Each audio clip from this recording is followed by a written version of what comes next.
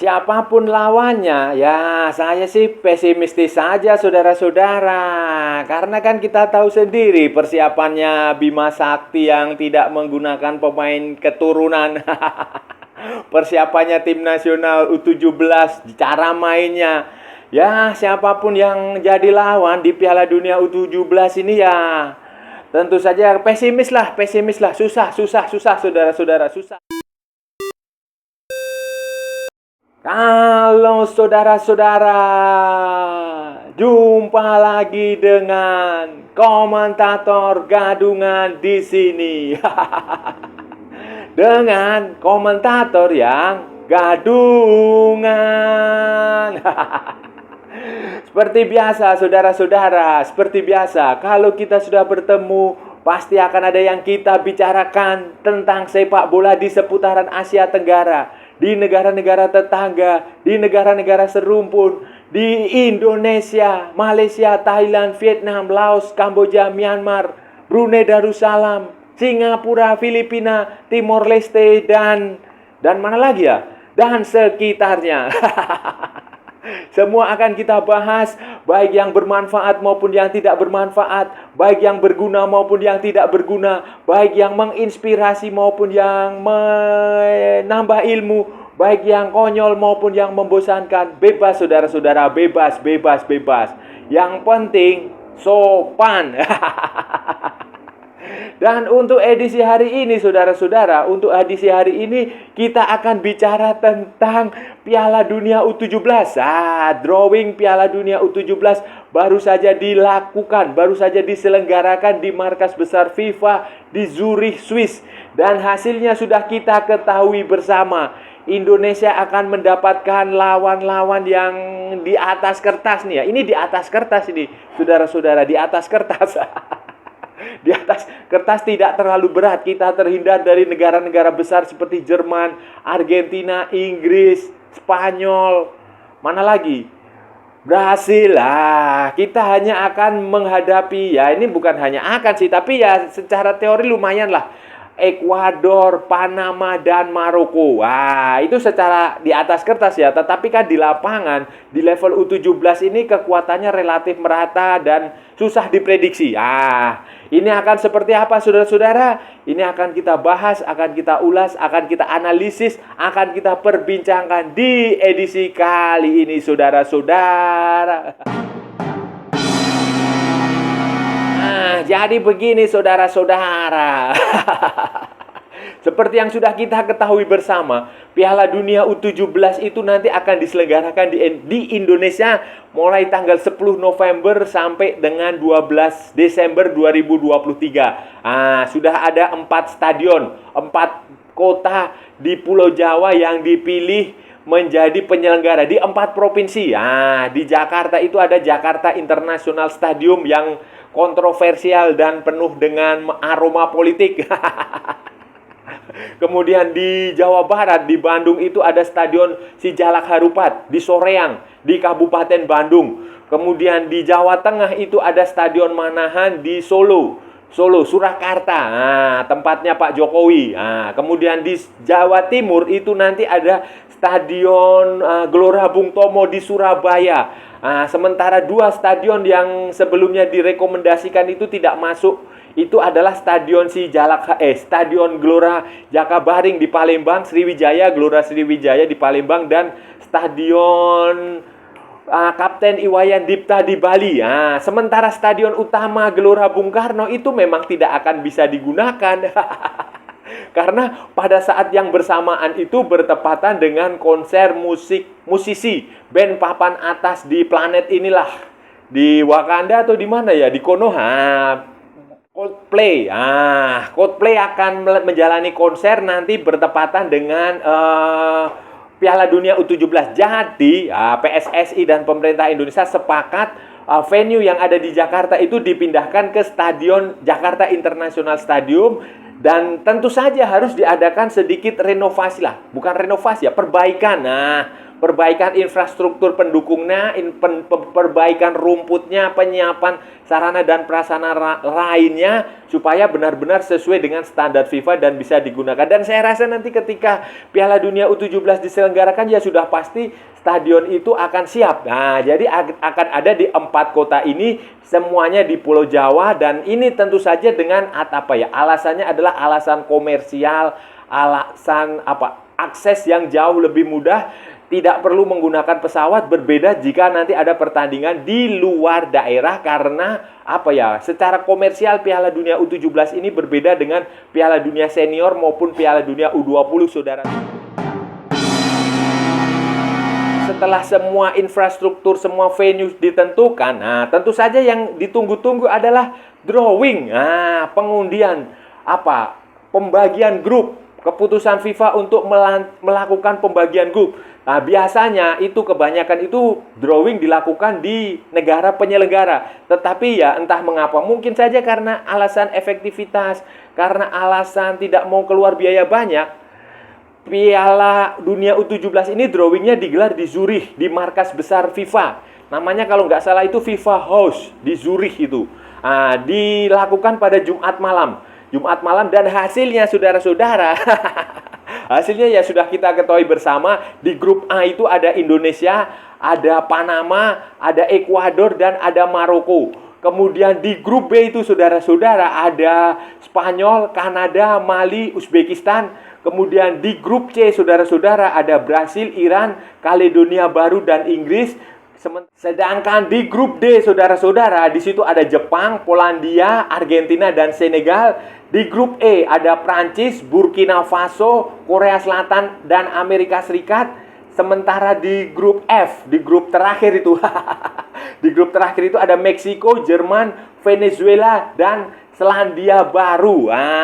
Di sini dari pembagian ini kita sudah jelas bahwa Indonesia itu dipastikan terhindar dari negara-negara besar seperti Argentina, seperti Brasil, seperti Jerman, seperti Prancis, seperti Spanyol, seperti negara-negara yang di level seniornya besar. Karena level senior dan level junior, apalagi level remaja ini tentu saja berbeda kualitas, berbeda permainan, walaupun tetap saja background negara, label negara asal itu tidak bisa dikesampingkan, sudah.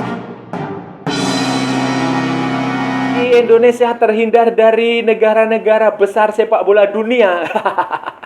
Terhindar dari Inggris, Spanyol, Prancis, Jerman, Argentina, Brasil.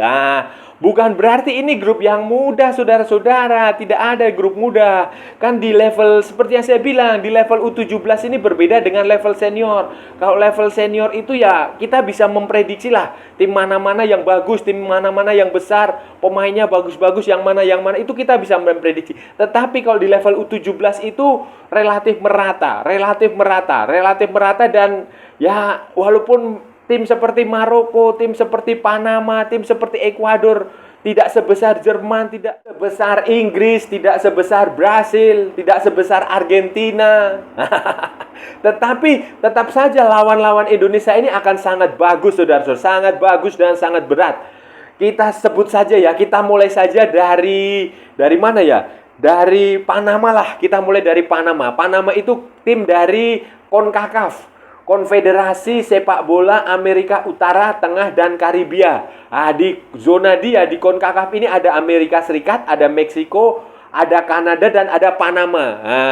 Panama ini sudah pernah ikut Piala Dunia pada waktu Piala Dunia U17 itu waktu tahun 2011, saudara-saudara. 2011. Pelatihnya sekarang adalah Mike Stam.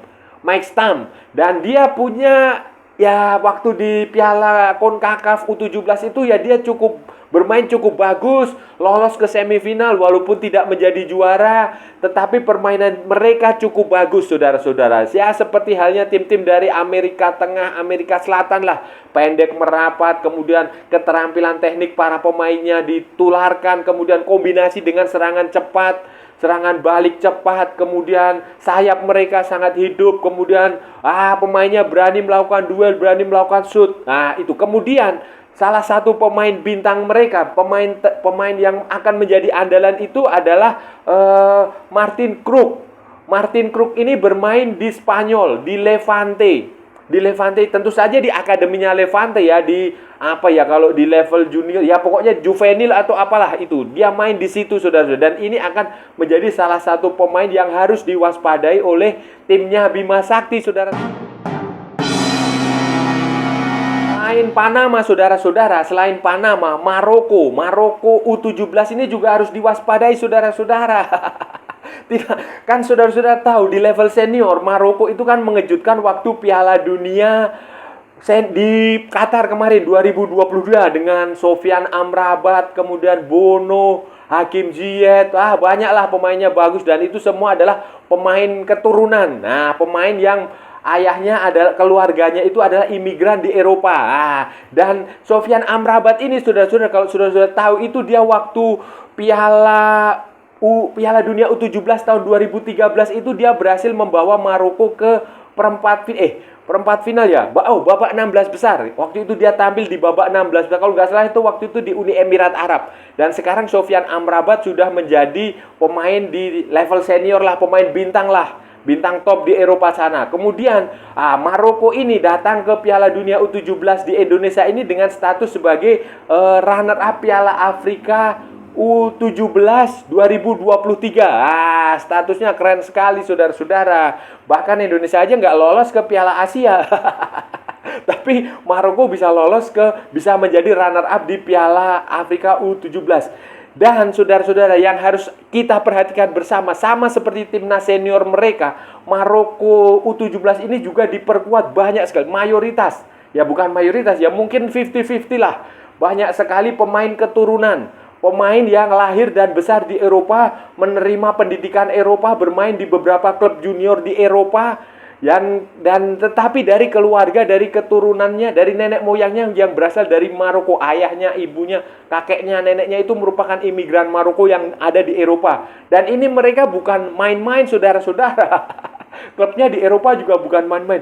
Contoh saja Adam Bovandar, itu main di tim Primavera Bareti ya, di Juventus. Juventus, saudara-saudara, bayangi Juventus. Kemudian ada Zakaria Uzan, itu ada di Ajax Amsterdam. Ada juga namanya Mohamed Zin El Abidin Hamoni, itu main di Le Havre, di Akademi Le Havre. Le Havre itu adalah klub juniornya Paul Pogba di Prancis. Kemudian ada juga ya pemain-pemain seperti si Otman Elidrisi Erahali, itu di Darmstadt di Jerman.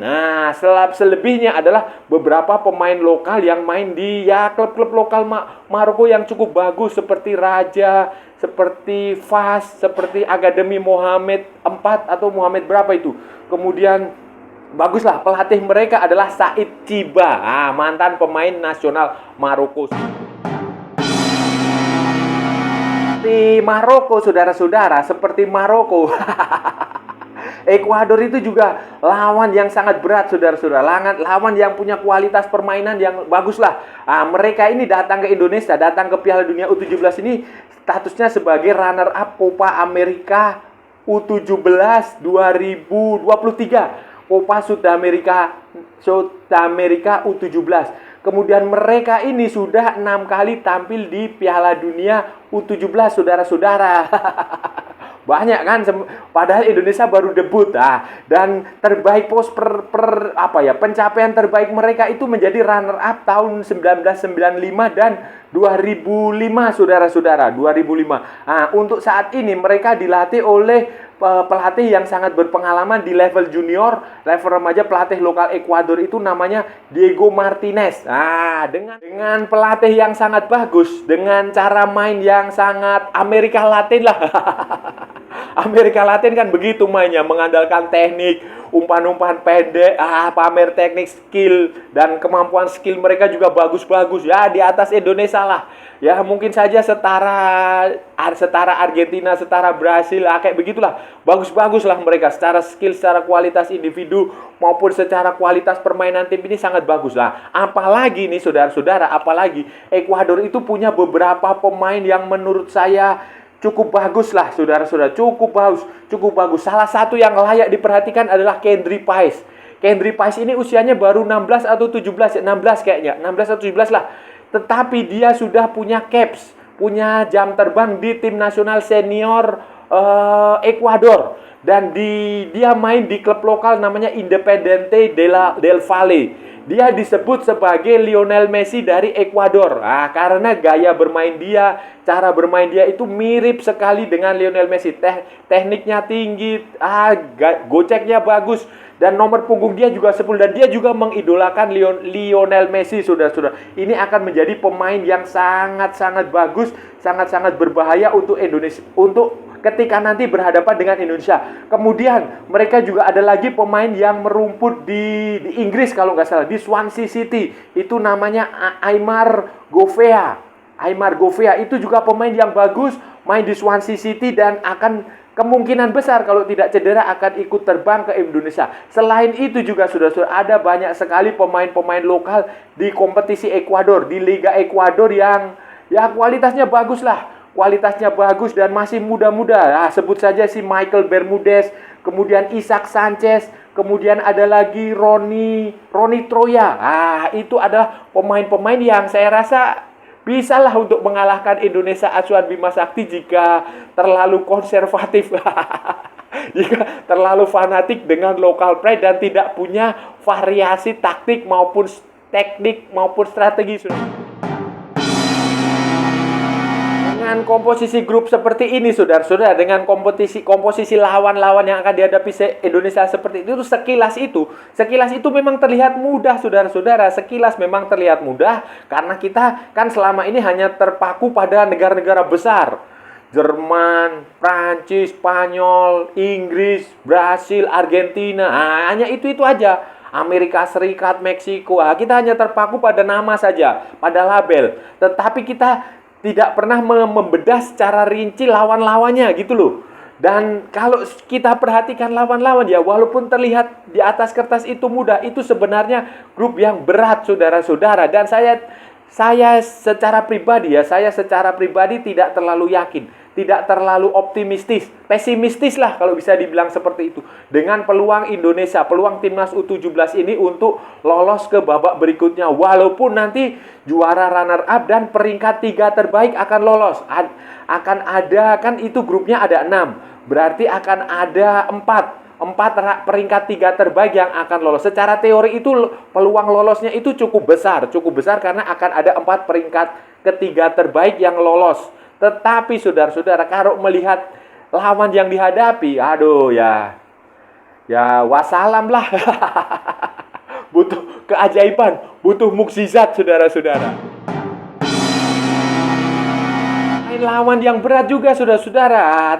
Timnya Bima Sakti ini kan tidak meyakinkan. Sejauh ini baru bisa mendaratkan 1 pemain keturunan, si Welber Jardim, yang sudah dijamin, sudah digaransi akan ikut bermain di Piala Dunia U17.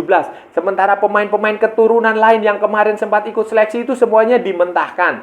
Sementara ada juga beberapa pemain keturunan yang sudah pernah main di tim nasional asing, kayak di Belanda, kayak si Julian Urip, kayak si siapa itu, ada itu.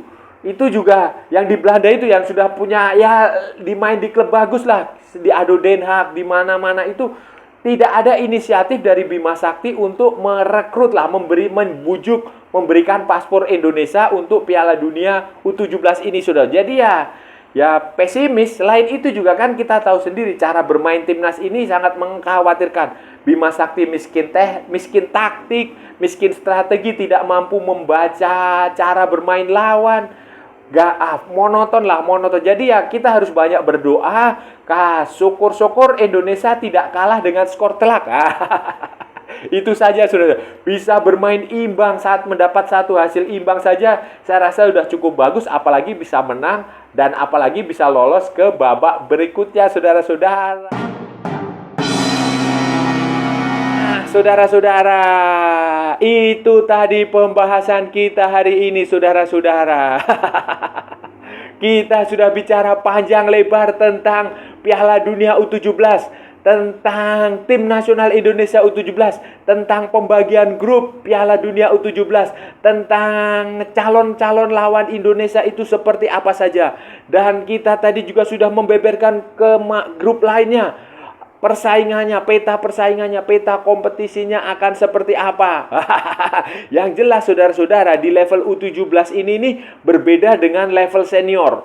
Kenapa? Karena level U17 ini masih pengembangan, development.